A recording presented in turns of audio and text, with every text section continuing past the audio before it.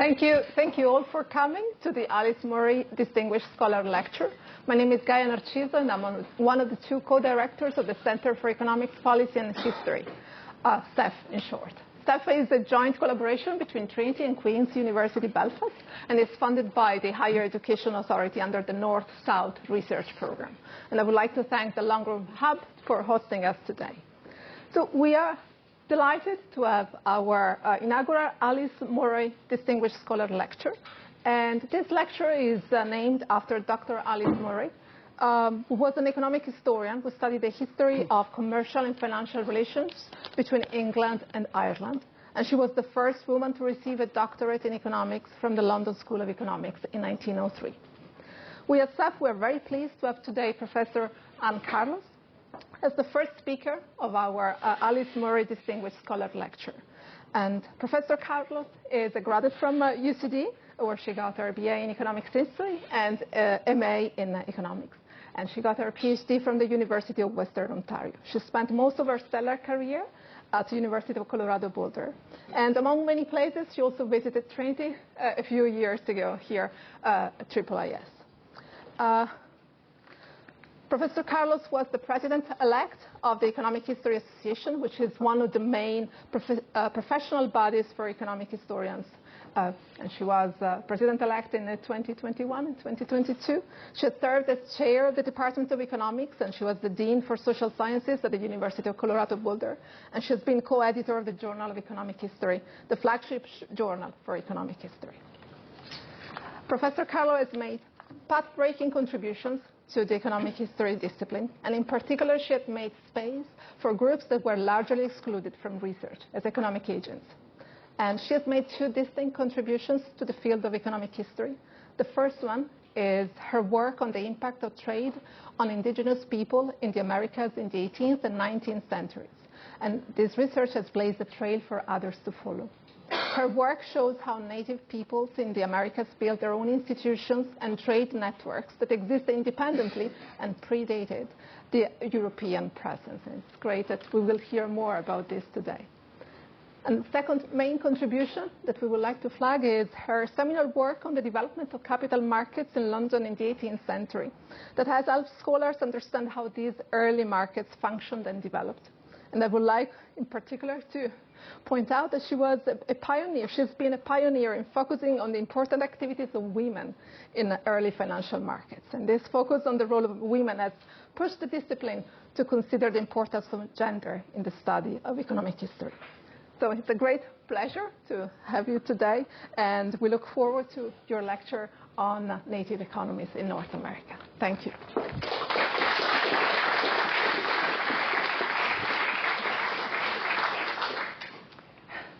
It's an amazing honor to be here today, and an amazing honor that you've bestowed on me. I'm thrilled to both accept it and to present this lecture.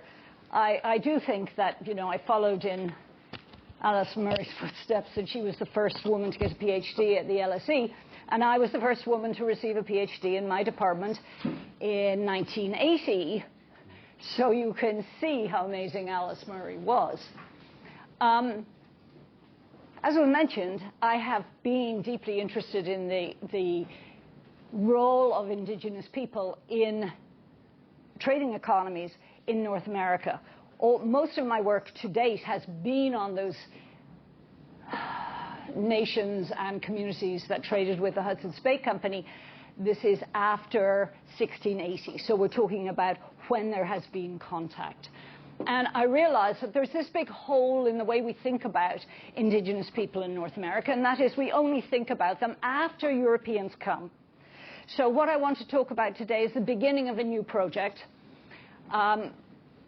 which I hope will see fruition. If I get tired, I'll just stop, which is a nice point that I'm at. But to look at and think about what did native economies look like before Europeans came, and therefore to understand what that initial contact meant, and, well, first off, to understand what those native economies were, and then to have a better understanding of what that initial contact between these Europeans and native peoples was in the aftermath of 1500. So, you know, the arrival of Europeans in the Americas, which we date from Columbus hitting Hispaniola in 1492, was an absolutely momentous event. Now, it isn't the first time Europeans hit North America. We do have at least one well-documented Viking settlement in Newfoundland. And, you know, there's suggestions of other Viking settlements, but they disappeared. We also have contact between communities up along the New England coast and shipping fleets coming out to the Grand Banks from probably the 1200s on. We know very little about those. We know they were there, though. So there is this contact that predates Columbus, but it is the lasting nature of the Columbian contact that really changed trajectories for Europeans and for native peoples. Now, economic historians have written extensively on the social and economic mobility of Europeans and European migrants. The latest book was Streets of Gold by Ron Abramitsky and Leah Bostan. Great book. We look at the Europeans in North America. We ask how they did, what their social mobility was, you know, and how wealthy they became, and so forth. Fewer people have written on the post-contact experience for indigenous people. I've done some, but then in the US context, most of that post-contact experience is about reservation lands and allotment and the residential school experience. So it's not really a good measure. And few to none have written on economies of pre-contact indigenous nations. And here I'm talking about economic historians. If I say we, that's all of us in this room, economic historians. So few of us, I have a paper that came out last year, so there's one, that's the few to none, have written about that. But people have lived in North America for the last 28,000 plus years. Probably the majority walked over the Bering Land Bridge and then walked down the eastern side of the Rocky Mountains. We also know that some sailed down the coast, right down probably into South America, came inland. Some of them walked across the mountains. What that looks like is that, I find my button, this is the Bering Land Bridge. So you can see all of this was filled in, and so people could walk across here and get down the coast that way, or come along this side. This is what the Bering Straits look like today. It's only 54 miles across, and we know there was 4,000 years of contact before Columbus came across those straits. So there is contact between North America and Eurasia to the west, going on for a very long time. When I talk about North America, this is the map that many of us will see in our mind. We have Canada, we have the United States, and I'm only going to talk about Canada and the United States, not Mexico. And mainly I'm going to be talking about the United States, and so that's the map we see. We see it over and over again, the various states, and we plonk Alaska down in there.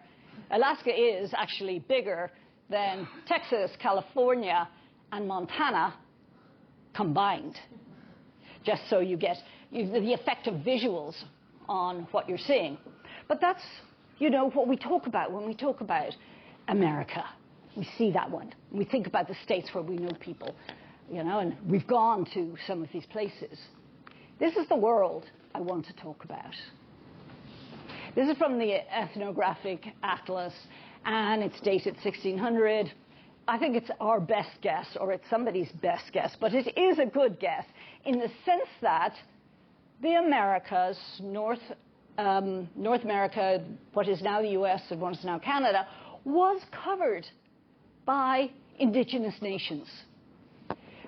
This great big blue up here are Cree. They're the group that I have worked on and with for 30 years, they are made up of many, many small communities. They're all speaking the same language. The French call them the Cree originally, and that one stayed. And then we have just other groups. We have the Sioux, the Saultee, we have the Crow, the Ute, which is in Colorado, the Arapaho, the Cheyenne, Kiowa. They're all there. That is what America looked like before Europeans came. And most of the work is asking about how did that transition back to that. And I have actually, 2 years ago, a paper on that. But what I want to talk about is, what was this world that those Americans, as they came from 1500 through to 1650, what did they meet? What were they seeing? What did it look like? What were the economies in that space? And I love this cartoon. It came out as I was beginning this project, and this is just the first panel, but it gets the point across. I like fuzzy. And of course, the answer is quite classic. History is written by the victors, isn't it? And it is, usually, and that has implications. So when we think about those books written by the victors, and I'll come back to this at the very end, we know there are indigenous people in North America, and we write as if they're not there. We act as if they're not there. So the talk is going to have two parts. The first is sort of a history of ideas, mainly, very short. And I just want to lay out the ways in which we erase indigenous people in our narratives when we talk about North America before the Civil War, so 1618, 60 and 65. And then I want to focus on what the data tell us about native economies, roughly from 1000 to 1500. And this will be a very high level looking down, you know, from some satellite view of native economies. But you'll get the picture, I think. So the narratives that erase indigenous peoples all come in different variations and flavors and guises. And you may have your favorite one. There's no America before the discovery by Europeans. I'll show you a picture of that. A pristine myth. The Americas was an empty land waiting to be made productive by hardworking Europeans. A new one that came out 2 years ago is conflict among indigenous nations led to their own self-annihilation. So when Europeans came, there was nobody there. And of course, Europeans came and they brought with them disease that killed everybody, so then there's nobody there. And it's an empty land again. And then if we allow indigenous peoples to inhabit North America, we have number 5. Well, they were just primitive hunter-gatherers. They were poor then, they're poor now. Rather, they're poor now, so they're poor then. So we read history backwards. This is a map you will find on Wikipedia today. And it's about world systems. And it's a 13th century map of the world system at the time. Now, these world system maps are about a center and a core around that center and a periphery. And you can see that there's 3 spaces here. There's the center, there's the periphery, and then there's outside the periphery, and then there's not there at all. And you can see what's not there. There's no America on this map, because it is very much talking about world systems as Europeans understood their 13th century European world, and as we translate their 13th century world system. But what is important, and I'm only putting it up there because the visual is that there's no America, which means that every time somebody looks at that map, they think, well, we need Europeans to do something with America. There are major empires in the Americas at the time, and you can name them. You would say to me, Aztecs, Incas, Mayan. There are 2 or 3 major empires in Africa at the same time. And they control more gold than you add up everything in Europe. They're amazingly rich, amazingly successful. But leaving out in this map, anybody who looks at it, we're leaving out all of what we would call the indigenous world. We know very little about Australia. Noel Butlin's book in the 1990s is the only one we have on Aboriginal economies. So we need a lot more work there. But, you know, this is what I mean. This is no America. The pristine myth was coined by Donovan in 1992, and he was trying to rebut it. But it has been extraordinarily tenacious, and it comes up and up and up and up again. And, you know, this is a land waiting to be made productive, that indigenous are merely living off the land, just gathering and hunting. And, as I say, it's a robust myth. Then we have the self-annihilation, which is that the Haudenosaunee, and we are slowly in North America moving back to the names that the indigenous call themselves. So the Iroquois Wars led to the destruction and annihilation of whole groups of other indigenous communities. And the Zulu Wars in Africa did the same. So the end result was that so many people were dead that there was big empty spaces when Europeans came. And it's not true. It's not the case. The Iroquois Wars did not kill a lot of people, and they certainly didn't annihilate themselves. This one is an interesting one. It is absolutely true that European diseases did not exist in the Americas. These diseases did not exist in the Americas before Europeans came. Smallpox, measles, chickenpox, influenza. And some of these are highly infectious, but have low case fatalities.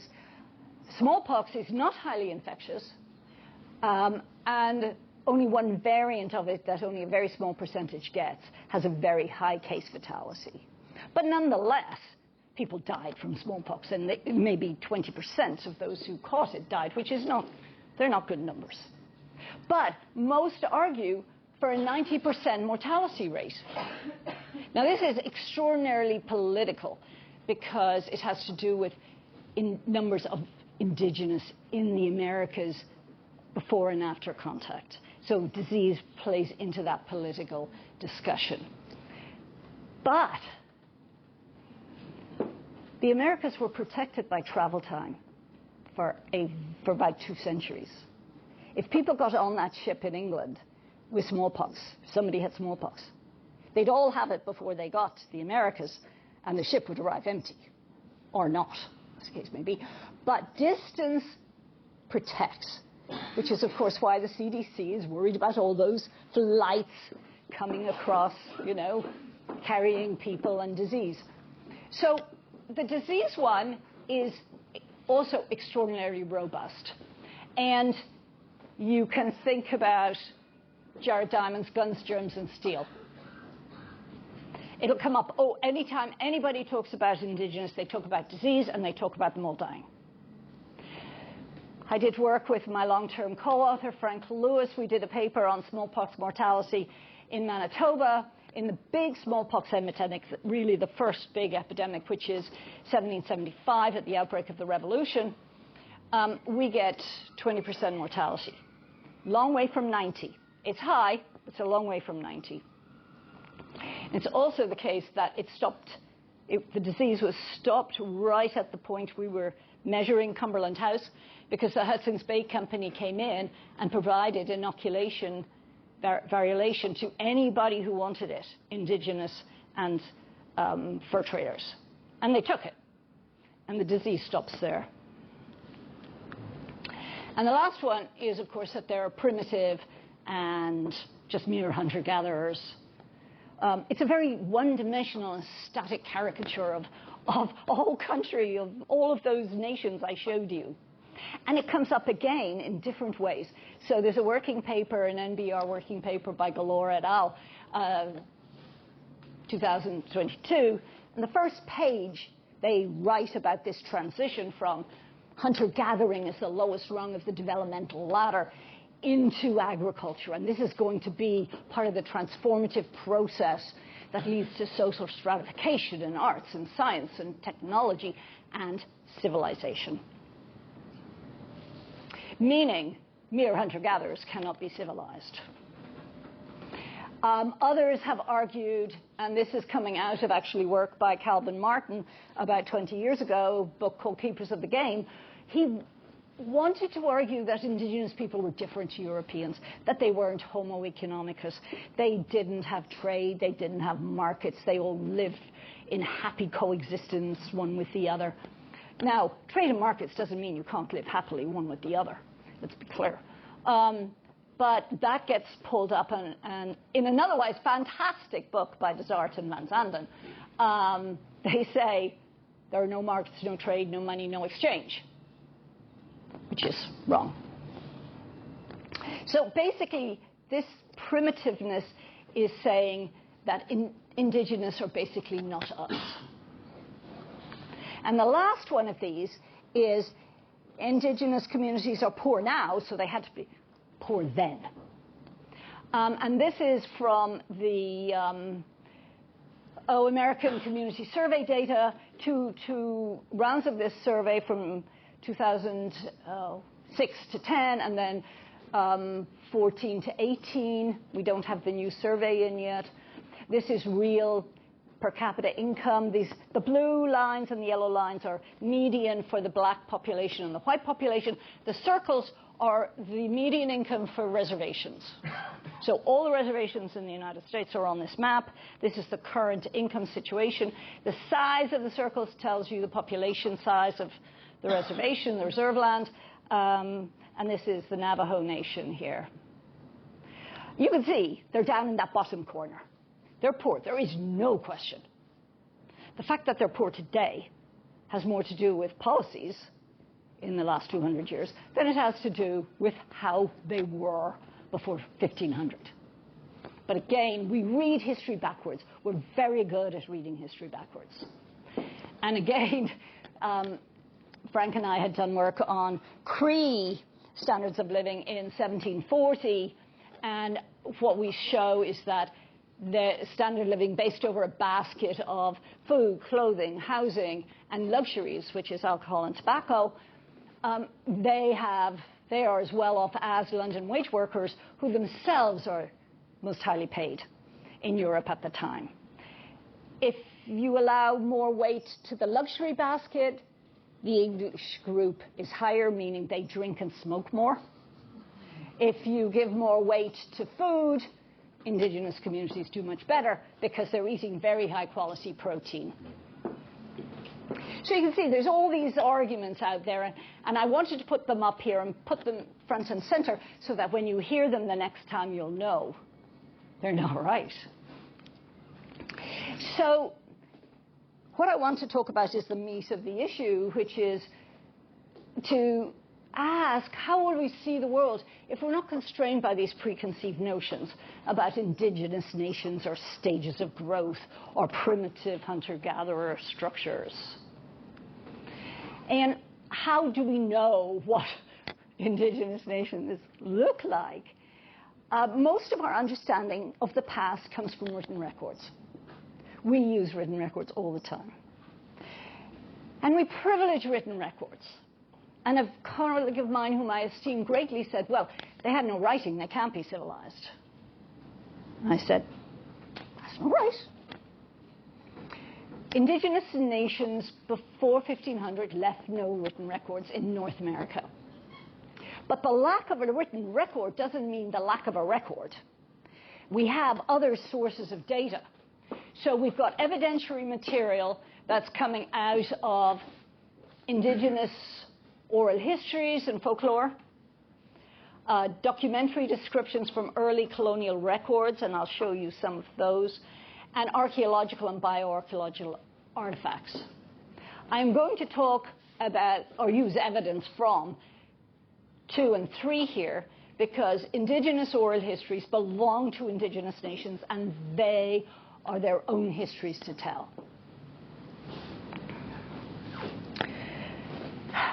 The documentary evidence will come from these early contacts, but again, we have to think about the biases involved in these early, even in these early written records. They're coming in, they're writing, they're describing, but they're describing for a purpose. They are writing to show how brave they are by coming across the ocean. They're writing to tell the King of England or the King of France or the King of Spain that they've subdued all those nations and they've all, offered up their homage to said king. They're writing to impress interest groups who are going to pay for the next voyage. So there is really, we have to be very careful, and we haven't been careful enough. And the timing of these direct observations will differ greatly in North America depending on when Indigenous and Europeans met. So initially it's going to be in the 1500s, the late 1500s along the coast, and it's going to be in the 1800s in the interior. But by that stage, there's a lot of indirect contact between Indigenous nations and those who have met Europeans. And so we've already changed behaviors of those in the interior. The main evidence that I'll be using for the project as I go forward is archaeological evidence, which is the study of human history through its material remains. Now, so buildings, lithic and bone tools, pottery, you can see it, middens, wood seeds, and some actually compostable materials have remained, small amounts. But again, there's a sample bias. You can't get away from sample bias. We only know what's been uncovered, what's been found, and I will say building roads is a great thing because that has uncovered things. Older sites may not be as rigorously documented as the newer sites. There's also an interesting idea that Ben Yosef, who's a biblical archaeologist, put out in 2008, and that is there's a tyranny of architecture. We see architecture as meaning people lived there, they were civilized, they were whatever. And the lack of a building is taken as an absence of people. But that may not be the case, and I will point this out to you. And within the archaeological world, we have new technologies coming online every day, almost it seems. I mean, carbon-14 dating comes from after the Second World War, but it has improved so tremendously over the last 60, 70 years. We've got X-ray fluorescence, which can tell us where this stone lithic tool may have come from, so we know the quarry, the hills, the range, we know how far it traveled. LiDAR, which has become really less expensive, and archaeologists are very excited because now they can use it. LiDAR is ground penetrating radar, tell you what might be there. We've got paleobotany telling us something about the nature of seeds and seed development, agriculture, and drones, which I didn't put in there, have also been used because they're giving a different spatial representation of the land. And this is a pipe, a broken pipe. Smoking tobacco. It was found on a roadside in northeastern Nebraska on a site I will discuss a little bit later. And it just came up, frost wedging, heaving. It just came up. It was found the week before we got up there. And look at it. That is not a crudely made piece of artifact. Holding it, it is extraordinary. It's just so smooth, it's so tactile. It is made of pipestone, and pipestone is quarried in Minnesota, and this pipe is in northeastern Nebraska. But you can look at how well it's manufactured. So when we talk about native economies, we're talking about agrarian, natural resource-based economies. All pre-modern economies are agrarian, natural resource-based. And what I mean by agrarian here is cultivation, management of the land, production of crops, the expansion and management of land or fisheries for other productive uses. So the crops that are being routinely grown in North America are maize and beans and squash, the ones we know, the three sisters. And sometimes we sort of say that in a slightly derogatory tone, you know. They're just there. Sunflower, marsh elder, goosefoot, Jerusalem artichoke, little barley, wild rice, tobacco, and a whole slew of names that I'd never heard of before. But having looked them up and read them, I can tell you, you can make a great meal out of the front lawn of Trinity by the gates. There is a wonderful crop of dandelions and a wonderful crop of nettles. And those dandelions, you can have the roots, you can have the flowers, you can have the leaves, the nettles, full of vitamins. You do yourself a power good if you eat those. Boil them up and drink it. I'm serious. These are all things when we talk about gathering that we could do. But there is a lot of tree farming as well. So oak, chestnut, plum, cherry, peaches, grapes, they're all in evidence. And as I said, on the natural resource side, we have pelagic fishing, we have salmon fishing, building of weirs, changing salmon routes upriver, culling older salmon, making sure the stock is healthy, fish farming, clam farming. They only discovered the clam farming in 2013. It's on the coast of British Columbia, down around Vancouver. But they suddenly realized that what they were looking at was man-made. So they're taking clams from other places, they're building clam farms. And of course, our ubiquitous hunting and gathering. Or foraging, which we were all, certainly in North America, in parts of North America, encouraged to do during COVID. In your free time, go forage. Now, we know agriculture. We know agriculture in this country. We know farms, we know settled agriculture, we know cows and grains and things. So settled agriculture is what you think it is. It means settlements, villages, towns, cities, gardens, fields. And there is a marvelous book by William Doolittle that came out in 2010 called Cultivated Landscapes of Indigenous North America. So some of this is coming from that work. Big, thick tome, by the way, but fantastic. And settled agriculture dominated the eastern seaboard and the inland river valleys and floodplains for centuries before Europeans arrived. This is not hunter-gathering. This is settled agriculture.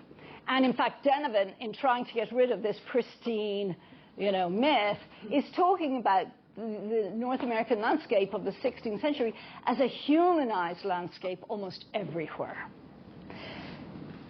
There's roads, forests, grasslands, settlements, there's water, canals, and so forth. And this is what he was talking about.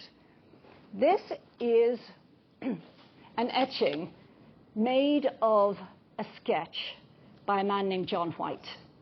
John, and I have a little bit of, we'll talk about John White in a bit. But this sketch is from the village of Pamlico, North Carolina, in 1585. So it's the first time a European saw this village.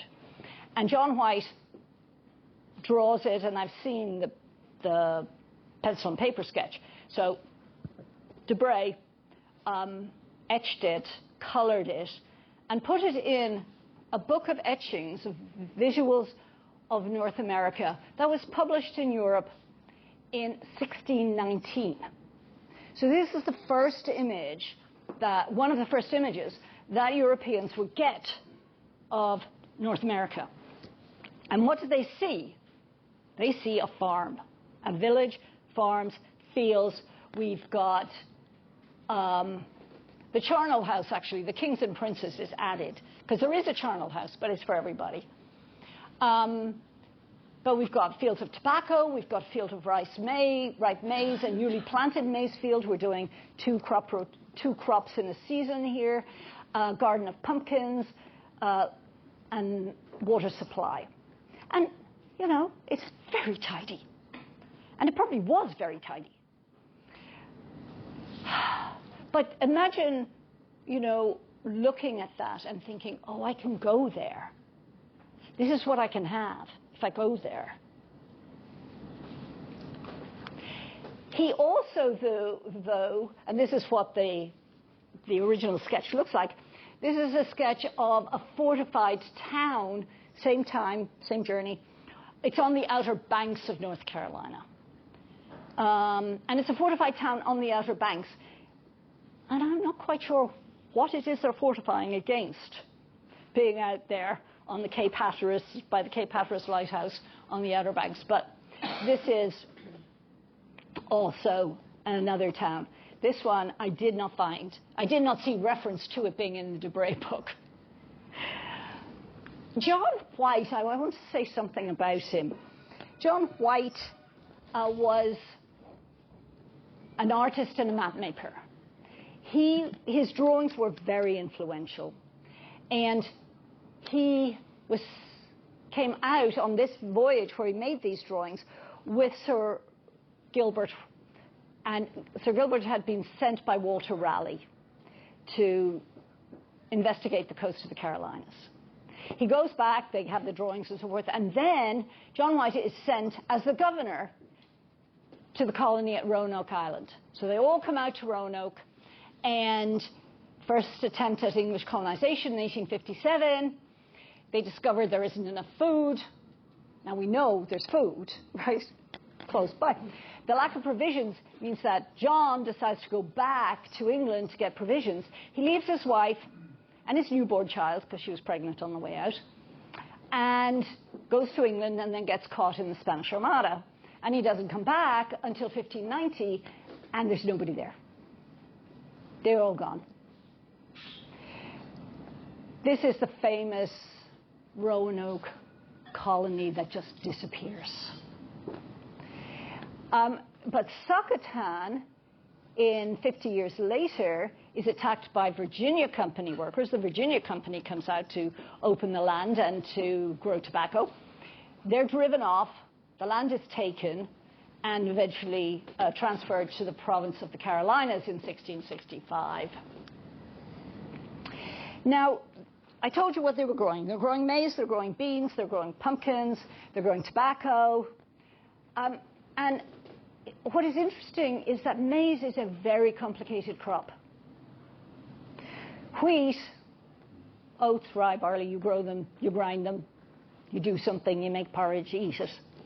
Maize, in its raw form, is niacin deficient.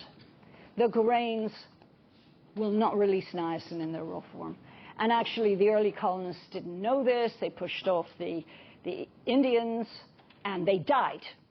Because a diet that's predominantly maize and is nitrogen deficient, you end up with the 4 Ds, which is diarrhea, death. Well, diarrhea, dementia, death, and the first one I can't remember. But the end point of it all is that you'll die. Now, in order to get around this, what the indigenous cultivators were doing was they were using a process called nixtamalization, which is putting those grains through a solution of alkali or lime prior to grinding, and that released the niacin. This is non-trivial. Of course, we have no idea how this process was discovered, but this is how they were growing and eating maize. So that's the settled agriculture village kind of thing. I want to talk about, for a few minutes, mound cities. So we think about the Incas, we think about the Aztecs, we think about these large, really large cities. And the village, I showed you, maybe 150 people, you know. Cahokia is the largest city built north of Mexico. And it's at the confluence, there you go, it's at the confluence of the Missouri and the Mississippi and the Ohio. And those of you who've been to Pittsburgh know the Ohio is at the comes out of the confluence of the Monongahela and the Allegheny. So a lot of water coming through here. But that's here. So Cahokia encompasses at least 120 mounds, spread over 6 square miles or 16 square kilometers. At its height, from 1050 to 1200, there were probably 20 to 30,000 people living here. You cannot have a city of 20 to 30,000 people without having highly productive agriculture and a mechanism for moving it in. So there's intensive agriculture grown in the floodplains of the Mississippi, and those floodplains are really productive. And up on the higher ground, and you find more mound cities going up the Missouri, the Mandan, and the Arikara. So at its peak, it is this major center. People coming in. After 1200, people start to leave. But we have trade goods, and just to give you some idea, we have some trade goods coming down from the Great Lakes. We have shellfish, whelk shells. They're coming up from the Gulf Coast. We also know that there's pottery types coming out from the pueblos in southwestern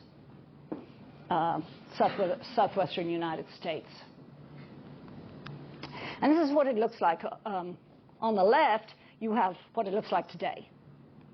That's a lot of land to move. I mean, just think about it. And you have no iron tools, which is also used to say they're primitive. And that's a rendition by the museum. We know much less about Cahokia than we should, because when archaeologists at the end of the 19th century saw it and realized this was something very enormous, they actually said, these primitive indigenous people couldn't have done that. So there's a lost tribe that came from somewhere. And this went on for a long time before it was finally recognized that that wasn't the case. So we have all these theories of lost civilizations in the Americas come out of this belief that the Indians couldn't have built this city. Interestingly, when the French reached St. Louis in the mid-1700s, there's no indigenous communities in residence. They have all moved away, which is another mystery. So these mounds are a reflection of the underlying nature of the economy, the productivity of the economy. But what happens if there's no architecture? So this is where that pipe comes from. We're up at this dig site last summer because a colleague of mine it's a summer school, archaeology summer school for two different universities. And just look across the dig and you see grassland. If you were to turn around and look the other way, you'll see grass. If you looked in any direction, you'd see grass. That's all you see is grass. And this is where this site is relative. There's Cahokia. Here's this site. This is another settled agricultural site. It lasted from 1200 to 1350. This is a case where LIDAR, they knew people lived here. I mean, this site has been dug a couple of times, but they had no idea. So what LIDAR showed 2 years ago was that there were house remains for a mile in either direction from that pit that you saw. This was a site of 2,000 to 6,000 people. Again, highly productive, settled agriculture, maize being grown. And in 1350, the whole town moved. There's nothing past 1350 on this site. And there's nothing visibly remaining. So we don't know how many other towns we have because there's no visible remains. What I want to do in the last bit is change direction. So I've said everything through to the Mississippi, mainly from the East Coast across, we've got settled agriculture. As we understand settled agriculture, well, where are these hunter-gatherers? Well, what I want to talk about are the Great Plains. And the Great Plains are one of the world's great grasslands. It's up there. David Attenborough even intoned these words, when he was talking about the great grasslands, Serengeti, and the Great Plains of North America. It's a huge area, 500,000 square miles. And you can see it in the picture. Right? And I live right on the edge of it here, right there somewhere. These are very resource-rich lands. They're home to herbivores, they're home to predators, they're home to birds, shellfish, fish, snakes, unfortunately, and a wide variety of plant life. Most of the stuff on those first two lines, apart from the grizzly bears, there were grizzly bears in the Great Plains at this time. Take away grizzly and wolf, though the wolf's coming back. Everything in the first two lines are probably in my front yard. I had a bobcat looking at me last January in my study window. It was very cute. He was fortunately outside. But all the others are around, and the deer are very visible. And I would never be able to catch one to kill it. This is the quintessential hunter-gatherer economy. The nations living here, the Ute, the Arapaho, the Comanche further north, they're all hunter-gatherers. The iconic mammal of the Great Plains is, of course, the bison. And it's estimated in 1500 there were 25 to 30 million. And this is what it looked like. So the light taupe is the original range. 1870, it's that dark, yucky color. And those little black dots are what remained in 1899. So they killed 25 million bison in 20 years. And that's Ralphie. That's the mascot of the University of Colorado since 1967. Ralphie is always a she, because she's are a little bit less big than he's. This is Ralphie the 6th, and she's about 3. This is Ralphie the 5th, and she is about 7. And you can see that she is a very big animal. And bison can go from 0 to 30 miles an hour in a couple of seconds. They're fast, they're vicious, they're temperamental, and that's why they move back to the new Ralphie, who too will get big and will be replaced. So I want you to see the scale of the Ralphie in terms of thinking about hunting this animal. And yes, they're hunted. They're hunted individually. But these hunter-gatherers of the northern Great Plains hunted bison in a different way. They did hunt individual animals, there's no question about that. But there are numbers of sites, of which Head Smashed in southern Alberta is one, and these are buffalo kill sites. And they are killing many bison at a time. The example here is going to be of the Blackfoot.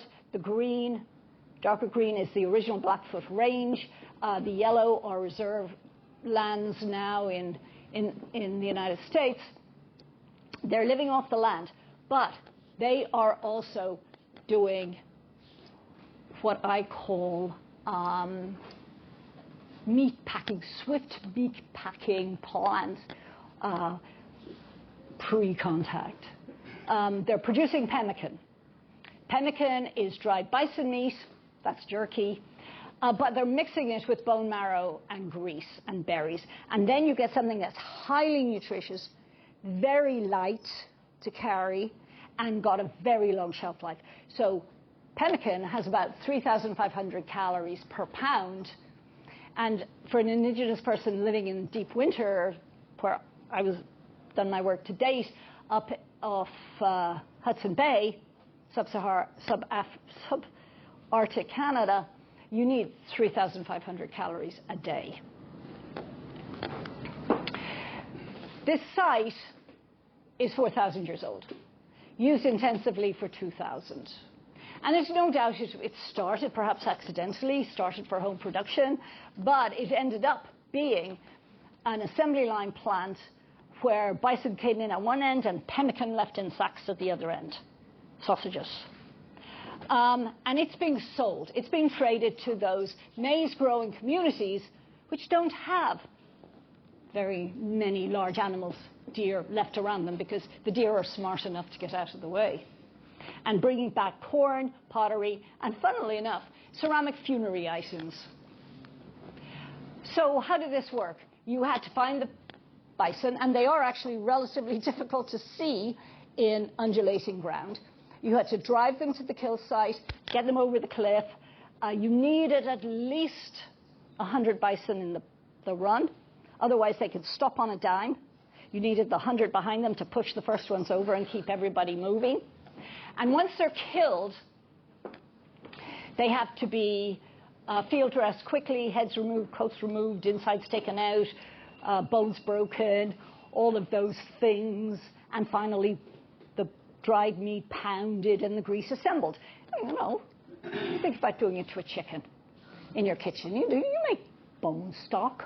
That's what you're doing, except with a bison.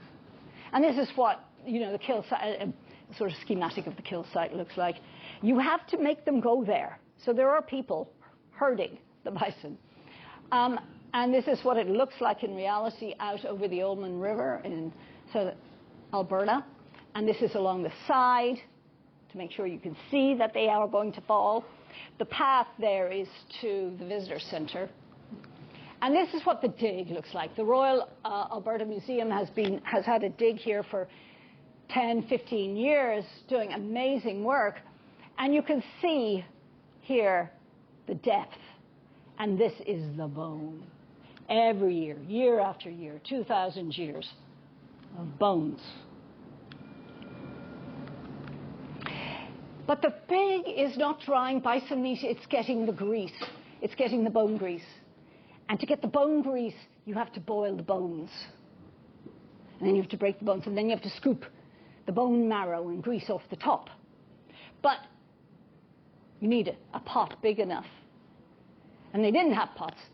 So they made holes in the ground, lined it with a bison hide, which tells you something about how sturdy those bison hides are. And then they would heat water, put rocks in the water, get the rocks really hot, move them over to the bone grease pit, and boil that way. Very laborious. Even more laborious, which tells you something about why, something about the productivity of doing this, if you like, is that on site it's sandstone. And if you put a heated sandstone rock into boiling whatever, it'll just disintegrate and you will have a lovely layer of sand all through your grease. And they didn't want that. Think of your old sandwiches at the beach. So what they had to do was they walked down to the Oldham River and they got river rock. And they carried it mile and a half back up. And the ratio of river rock to sandstone in these sites is 6:1. And here's, sort of the process. It's a recreation of the process.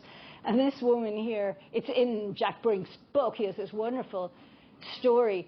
This woman is trying to break the bones, bison bones, and she finally says, "This is too hard. My forefathers never did this." Actually said, "My ancestors never did this." Well, we know they did, because we know. And this is, what the abundance of fire-broken rock looks like in the site. So you have, this extraordinary production process, and it's one of many along this tier of the northern Great Plains. We know nothing about social organization at this particular site. Another site in Manitoba they count probably about 1,000 teepee rings. So that's 6,000 people probably on site. So this production process had to be organized socially. You had to get the people, you had to feed them, you had to move things around. You had human waste, you had cooking, you had water. This is management on a scale that isn't captured by mere hunter-gatherer. And yet these are technically hunter-gathering people. And as I said, what is going on through this whole thing is there's this great network of trade connections, and I'm almost finished, from the Mississippi, Missouri, we certainly know through the Great Plains, this great arc. And one got maize, one's got meat, but we also have movement of manufactured goods. So you can see that pipe. And these trade centers are also, of course, political and social importance. Now, you could say, well, how do we know about trade centers? You know, you're sort of making this up. We don't know anything about that before 1500. Last year, in 2023, there was a paper published in Science, and it was given the Best Paper Award. And what it was on the dispersal of a horse. So this is this early contact information. So horses are reintroduced into North America. They die out about 10,000. And they're coming in with Spanish. And it was believed that the horses didn't get up to the northern Great Plains until about 1750. What this paper, Taylor et al., found, they found 3 horse heads. Up in Wyoming, Idaho, and out on the Kansas-Missouri River. And what they see in these horses is that they're all wearing bridles. You can see in the teeth, they don't have the bridle, arm bridles. And they also found fodder. This is horse breeding. These horses are dissipating up. They're being used. They're being fed. The Blackfoot are now have been through the 19th and into the 20th century major horse breeders. And the Comanche, who Hämäläinen has talked about, the Comanche migration is coming down here, and they're going to actually take over much of Spanish America and Texas, the Comanche Empire. And they are not, that conflict doesn't become settled until into the good 1800s. And so that we know there is movement because we find the horses because they're all coming from down here going up there. And this is what the indigenous trade routes across the Great Plains and the West look like. This one up here is on the Columbia River, the Dales, majorly important. This one, Mandan and Arikara, the Shoshone, and then we've got the Pueblos down here. There's just this constant movement of stuff through this whole region. And, okay, does any of it matter? Let me come back to where I started. The Oxford Handbook of American Economic History by 3 very, very excellent economic historians starts by saying, American economic history is the story of how a handful of struggling settlements on the Atlantic seaboard transitioned into the most successful economy in the world. It's all about them. There's, you know, the story is going to be about them. It's not going to go beyond that. But Europeans didn't do it by themselves. And if, you know, if the indigenous nations had wanted those struggling settlements would have gone the way of Roanoke, if that's the way Roanoke went, but we don't know. There is a need to understand the transfer of resources and human capital from indigenous to colonial settlers. Anybody looking for a dissertation topic, it's right there. But it matters in a different sense. It matters that we have an accurate description of indigenous economic activity and their sophistication and its dynamism before they ever meet Europeans. And we have to acknowledge the breadth of that indigenous activity. We can't eradicate indigenous nations with the phrase primitive hunter-gatherers. Thank you.